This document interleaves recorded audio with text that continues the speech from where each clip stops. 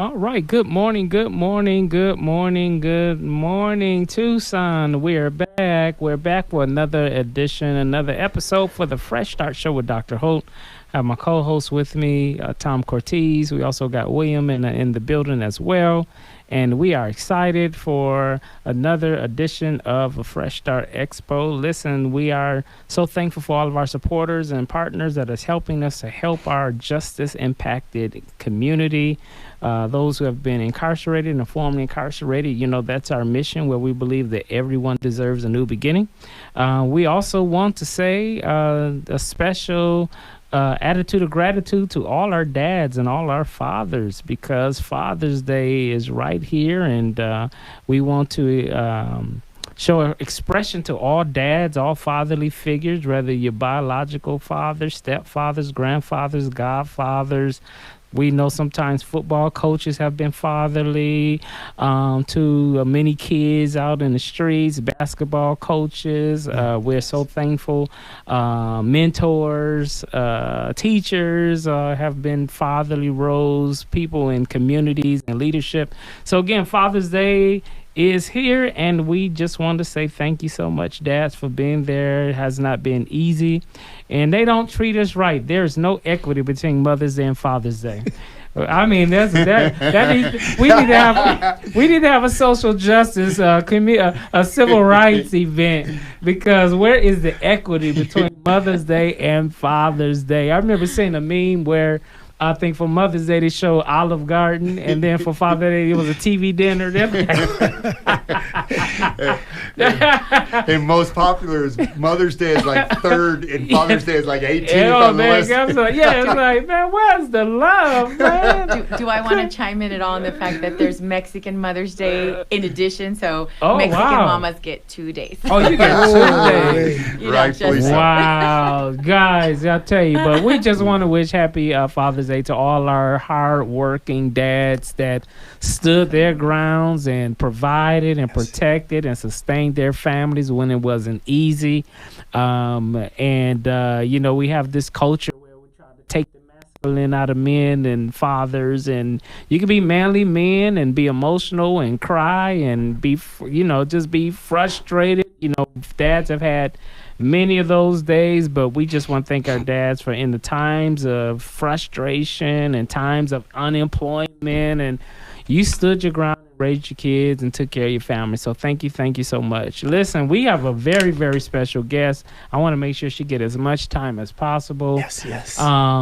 And there's a race coming in our community for Congress, and we have a bad sister in the building. Let me tell you, I've watched her afar. I know her as a friend, as a close relationship with the Grover's family, and what she is doing in our community, what she have done with Teen Court, with youth, and serving on the board of the Tucson Unified School District for many years, and did she's bad when she can hold 2 offices. Then she showed out and showed us you can walk and chew gum. You can be you can be on the school board and then run for board of supervisors for Pima County. Then end up becoming the chair. I mean, I'm like, come on here.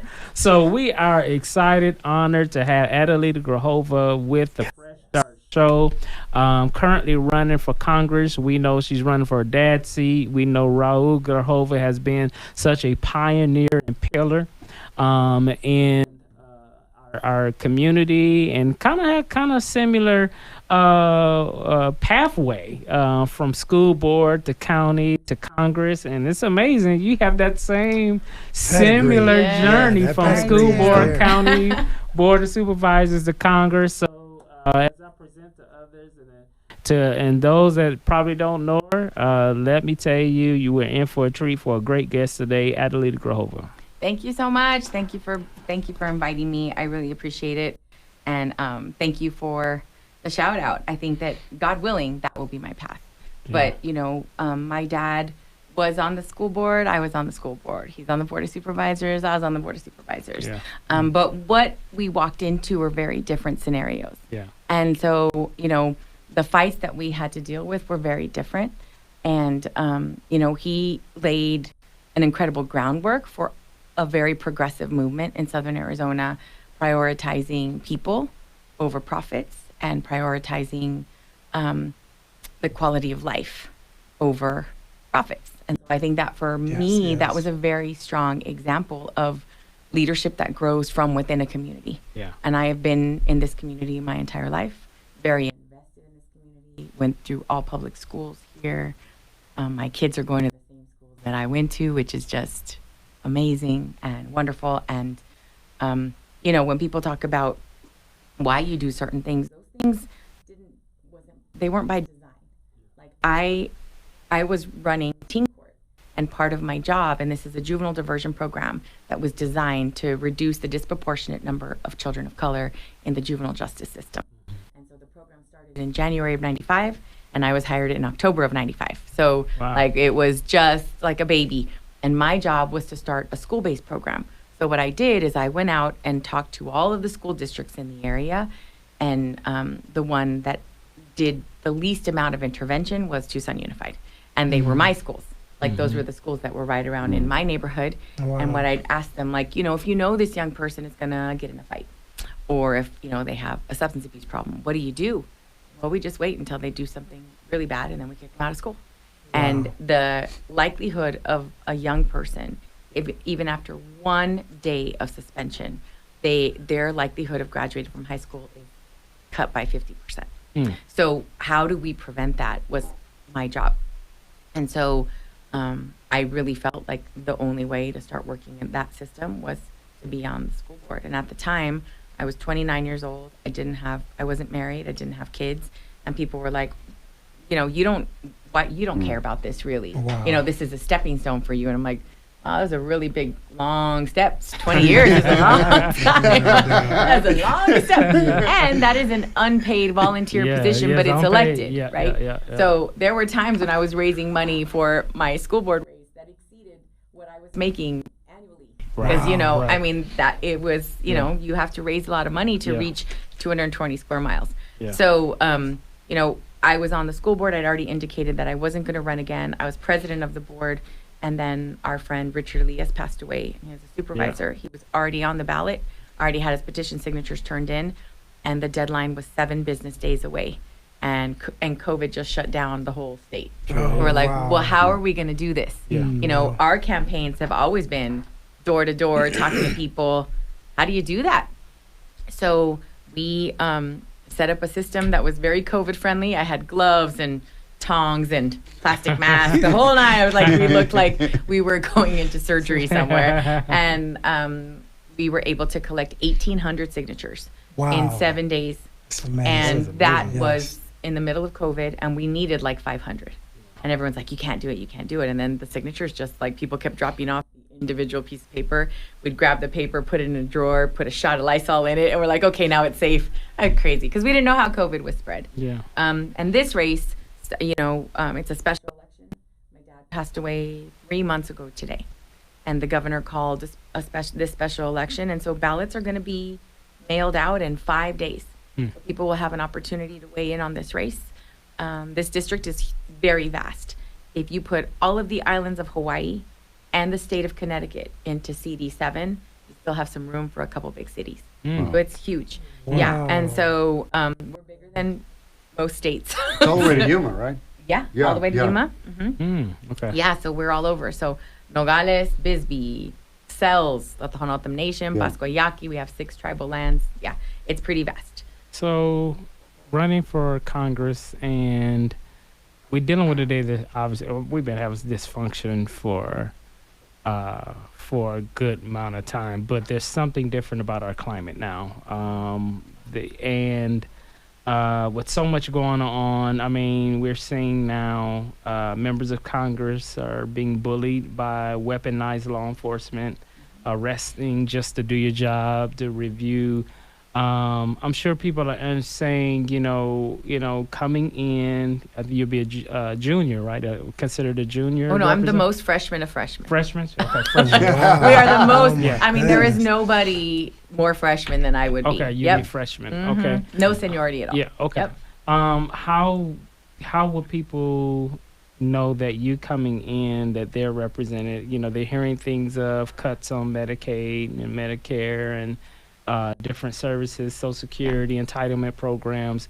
What is Adelita's, even as a freshman coming in, when people vote for you, what can they depend on? Yeah. On day one, I would be, asking and getting co-sponsors to remove the emergency declaration that Trump has the authority he has a lot of authority right now from this administration. And I will have to say, that horrible bill that passed, that they're calling beautiful and we're calling like treacherous for our communities, that passed by one vote. So me being in office would have made a difference. It doesn't mean that it wouldn't have passed. But there were 6 Republican members of Congress that did not vote. And that is a values vote. So we would have forced the issue. Like now you can't say, I didn't make that cut. No. Now you're going to have to vote. And there are 2 other special elections that are going to be happening. And there's also midterms. And so there is an opportunity in a very short period of time. But really taking the stories from Southern Arizona to Congress, when we're talking about what those cuts mean, I know what it means. Yeah. I know that empowerment grants and expanding those options, $37 million to Tucson Unified. I know that 70% of the Medicare, the programs that do occupational therapy, speech therapy, physical therapy, counseling services, those are Medicaid funded. So when you cut those, where are those babies supposed to get those services? And SNAP benefits. We have entire districts, like thousands of children in Southern Arizona that eat at school for free. That's that program. So those are the things that you have to talk about. You're like, who do you think you're cutting services to? Right. When you cut veterans programs, that's a direct impact to what we're going to feel here in Southern Arizona.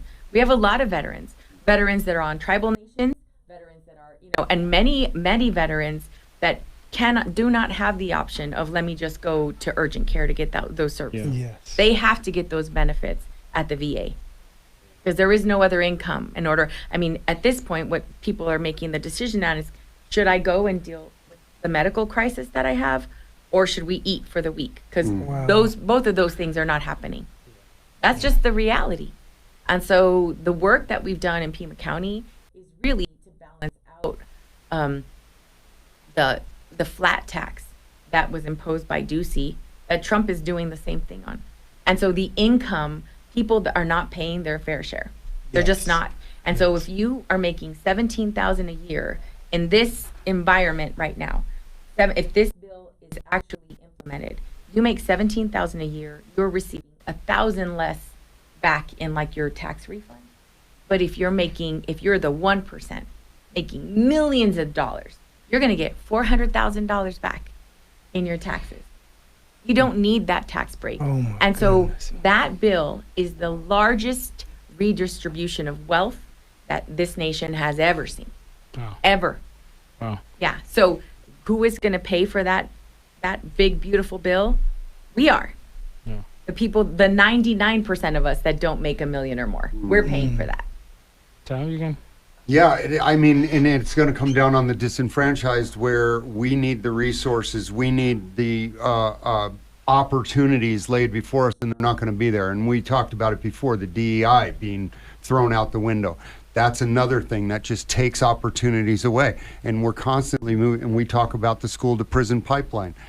Constantly we are surrounded by, the disenfranchised are surrounded by roadblocks and walls and just borders, bro, that we can't get through, because everything that's coming down is making it harder for us to make it day to day. And those programs that might be issued by the cities or the counties or the state, they start at the federal system and That's are right. funneled through, right? So when you cut those programs, where do you think the services are coming from? Yeah. Our cities and counties cannot carry that burden, because we're dealing, especially in Arizona, we're dealing with a system that has been defunded repeatedly. I mean, right now we are 48th in the nation in funding. We're the lowest end of funding for our public schools. Wow. Right? One of our partners, DKA, they just got cut drastically And I mean, how much good were they doing, bro? They're clothing people. They're giving people 3 sets of clothes. Absolutely. They're training them. They're giving them mentorships. They're giving them work experience. Cut. Yeah. PSR programming. They really helped me in that aspect to process that. I had another question, if you don't mind. Of course. We have an environmental thing going on here where they're talking about the horses and they're talking about the land and they're talking about certain things that's going on that is going to be affected. Would you or do you have an impact on that in our?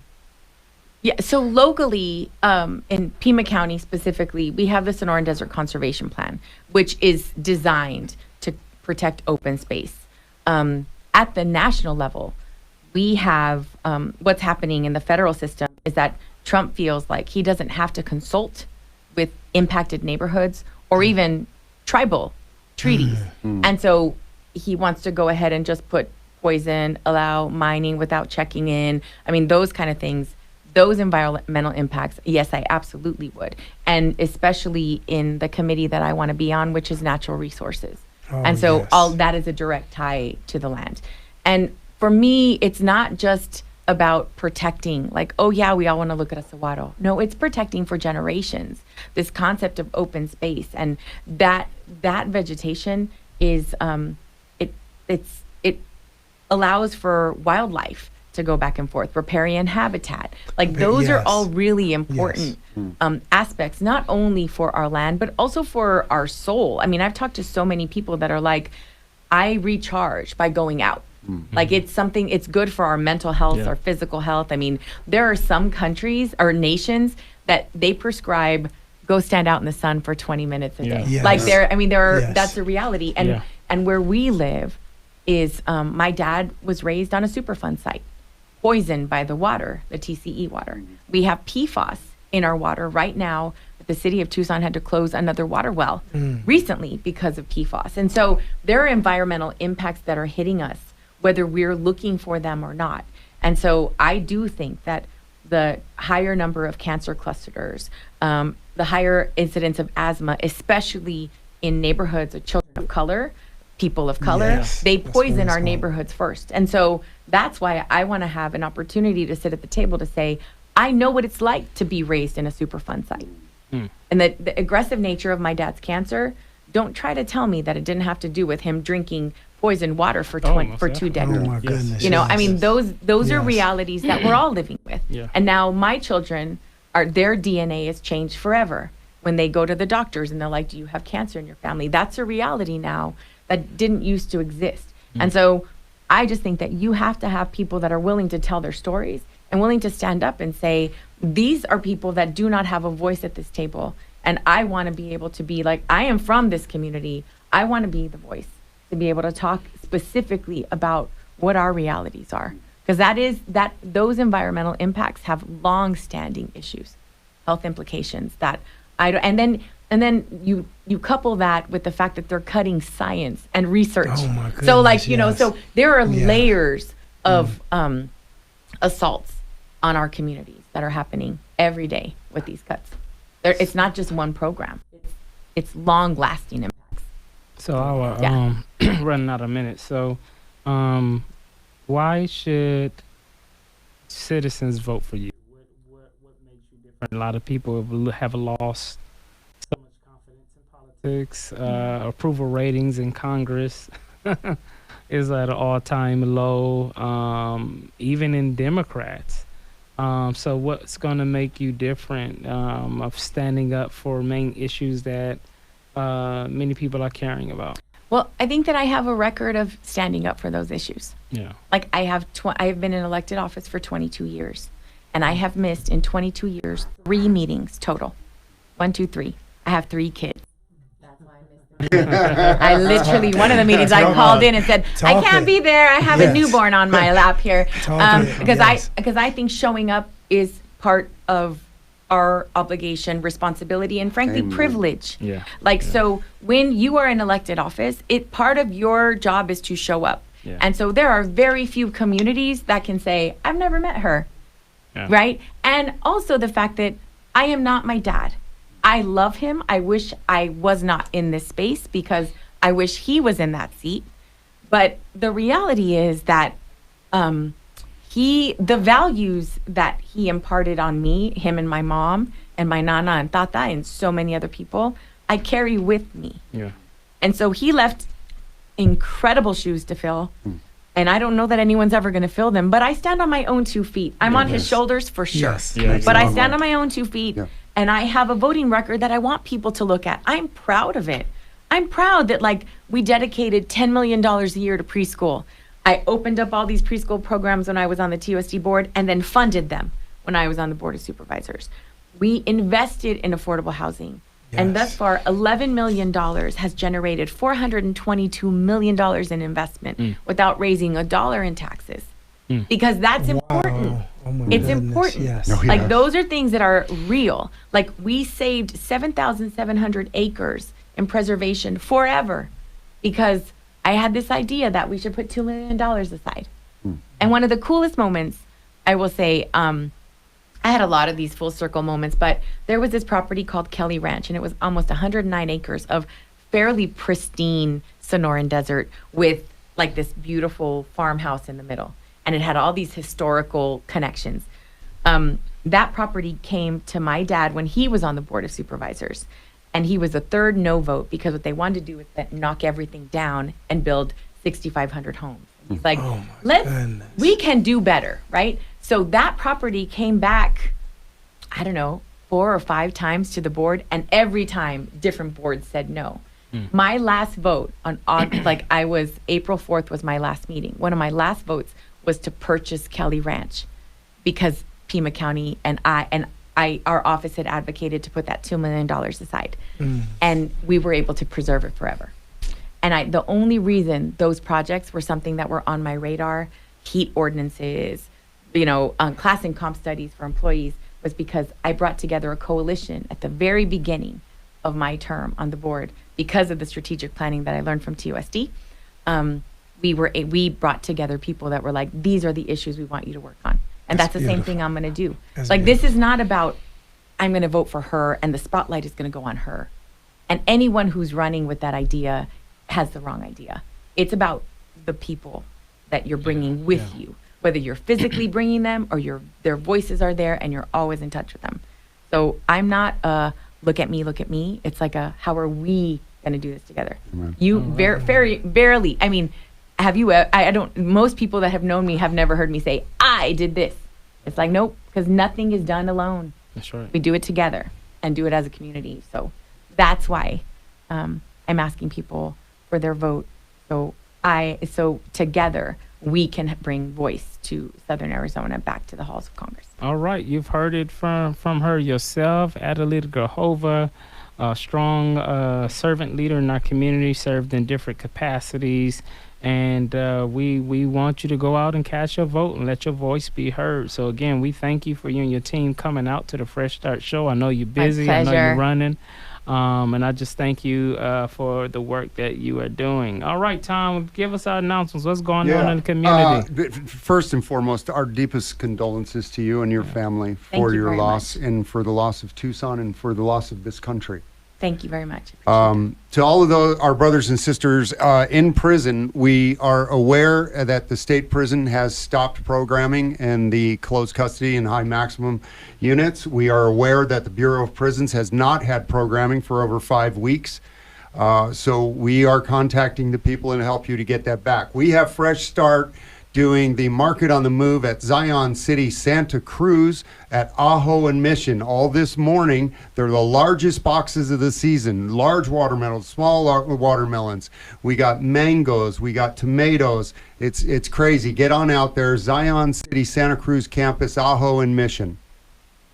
All right. Well, you've heard it. We thank you, everyone, for coming out to be with us. Adelita, thank you. Once you get in, we got to get you back and give us your freshman report. Oh my gosh, we could do that report from the from Congress. Would that be so fun? That would All right. be Yeah, cool. come You on. Call and we, All right. yeah. Oh my! Yeah, No, we- but you could go. Oh. Like we could go. That'd be fun. All right, Bring the whole radio we'll station. do it. We'll do it. William, Yeah. thanks for being with us on today. Thank and you. we're here every Saturday here at 106 The Groove. And we want to say Happy Father's Day Happy to Father's everybody. Day. So continue to keep listening to us. And don't forget Fresh Start Big Expo at the TCC in October. Great. And we're excited to help our justice impacted community. All right, we're out. See us next Saturday at 7:30, 106 The Groove, where everybody believes that you get a new beginning. Fresh Start.